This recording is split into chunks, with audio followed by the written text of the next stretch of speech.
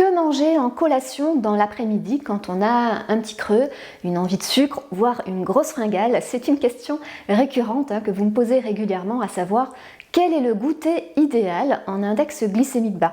Dans cette vidéo, je vous donne justement ces fameuses indications. Donc, que manger quand on a un petit creux dans l'après-midi, dans quelles circonstances, et puis que choisir et en quelle quantité.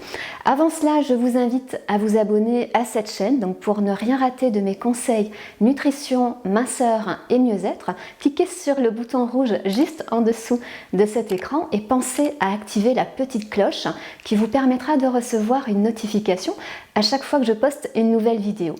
Si vous voulez en savoir plus sur l'index glycémique bas, je vous invite également à télécharger mon guide nutrition index glycémique bas. Vous recevrez dans ce guide une semaine de menus équilibrés, structurés donc et AIG bas et 10 recettes saines et gourmandes. Pour l'obtenir, rien de plus simple, regardez dans la description de cette vidéo, vous trouverez le lien de téléchargement en un clic et puis vous pouvez également le télécharger en cliquant sur le petit i juste dans le coin de cet écran. Voilà, alors quels sont ces fameux goûters à index glycémique bas qu'on peut se permettre de prendre dans l'après-midi?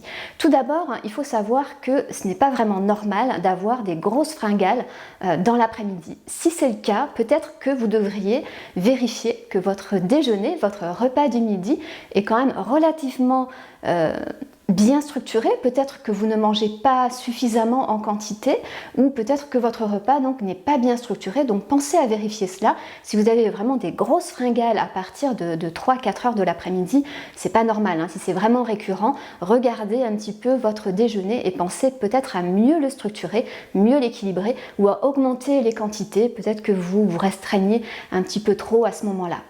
Alors, si vous avez par contre tout le temps des petites envies de manger à partir de 16h, 17h et que votre repas du midi est bien structuré, c'est que vous avez besoin de prendre une collation dans l'après-midi. Donc ne vous en privez pas. Je vois trop de personnes qui se privent de manger dans l'après-midi parce que vous êtes peut-être dans une démarche minceur et vous vous dites si vous ne mangez pas dans l'après-midi, vous allez perdre plus efficacement.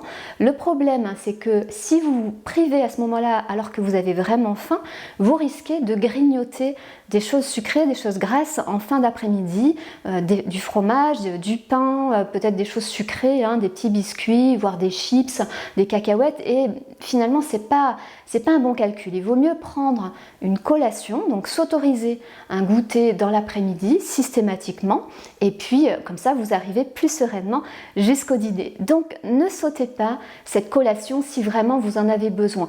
Après peut-être que la collation n'est pas nécessaire pour vous, si vous avez un déjeuner qui est bien structuré, bien équilibré, qui correspond à vos besoins et que vous n'avez pas faim jusqu'au soir, il n'y a aucun intérêt à prendre ce fameux goûter. Donc je m'adresse à ceux qui en ont vraiment besoin, si ça vous aide vraiment à mieux tenir jusqu'au soir, donc autorisez-vous ce petit goûter.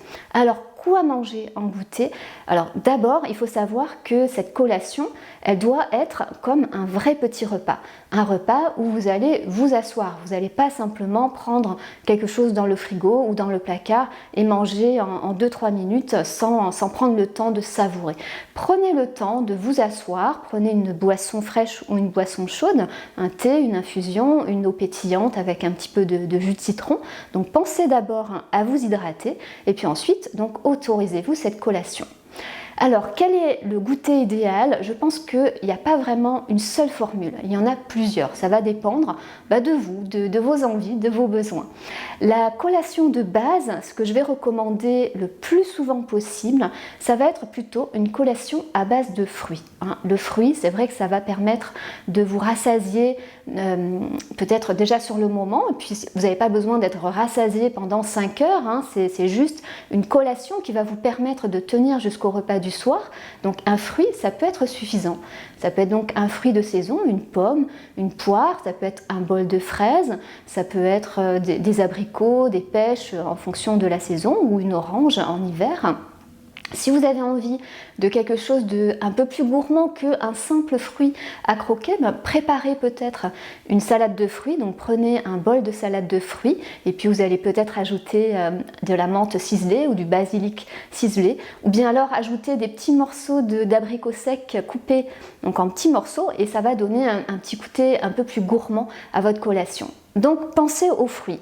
Si ça ne suffit pas, vous pouvez ajouter pourquoi pas un carré de chocolat noir, donc à 70% de cacao pour que ce soit bien IG-bas, et puis donc ça va apporter un petit côté gourmand peut-être dont vous avez besoin à ce moment-là, hein, parce que parfois donc on a un petit creux mais on a en plus envie de sucrer, donc là ça va permettre de vous apaiser, de vous apporter cette douceur dont vous avez besoin à ce moment-là.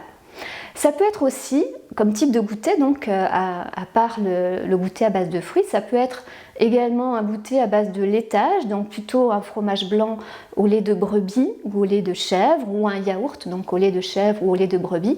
Pourquoi je vous recommande plutôt au lait de brebis ou chèvre plutôt qu'au lait de vache?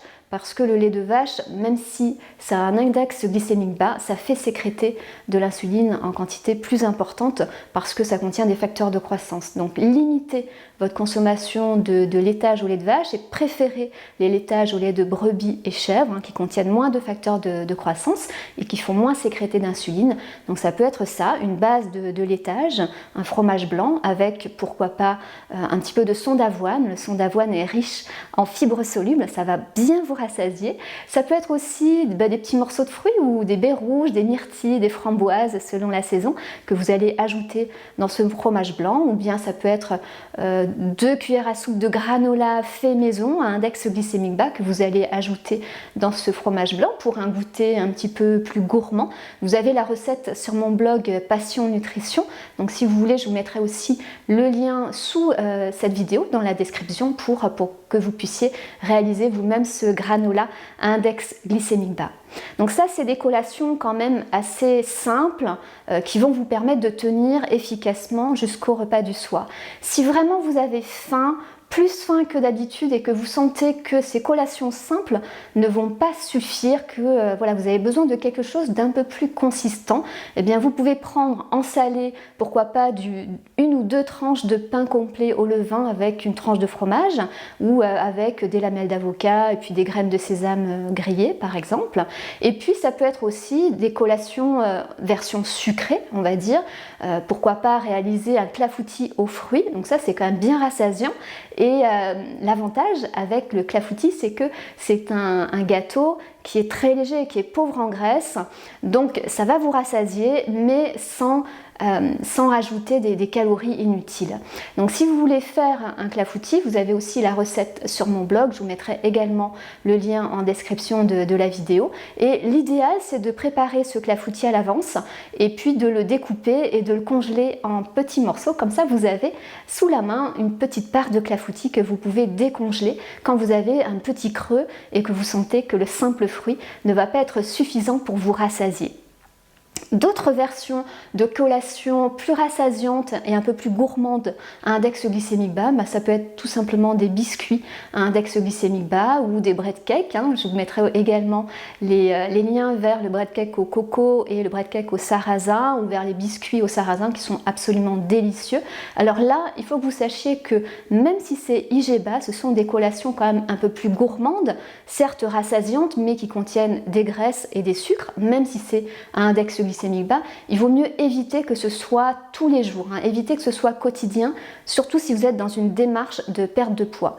Une autre astuce donc pour rééquilibrer vos repas sur la journée, quand vous prenez ces collations un petit peu plus riches, un petit peu plus rassasiantes, c'est de rééquilibrer votre repas du soir. C'est-à-dire que si vous avez mangé du pain avec du fromage au goûter, eh bien le soir vous allez peut-être manger tout simplement un peu moins de féculents, ou ne pas manger de pain et éviter le fromage pour rééquilibrer vos repas sur la journée. N'oubliez pas que l'équilibre alimentaire, ça se construit sur un repas, mais aussi sur la journée, voire même sur plusieurs jours consécutifs. Donc vous pouvez vous permettre de faire un goûter un peu plus rassasiant, un peu plus riche, et puis rééquilibrer le repas qui suit. N'hésitez pas. Voilà pour ces idées de collation, de goûter à index glycémique bas. Vous voyez qu'il n'y a pas une seule solution, il y a plein de solutions en fait, et la meilleure solution, c'est celle qui vous convient le mieux. Donc pensez à vous écouter, à connaître vos besoins et à respecter vos besoins surtout. Voilà pour mes conseils, j'espère qu'ils vous seront bien utiles au quotidien. N'oubliez pas de liker cette vidéo, de la partager avec vos amis. Posez-moi vos questions en commentaire. Et puis, quant à nous, on se retrouve comme d'habitude la semaine prochaine pour des nouveaux conseils nutrition, minceur et mieux-être.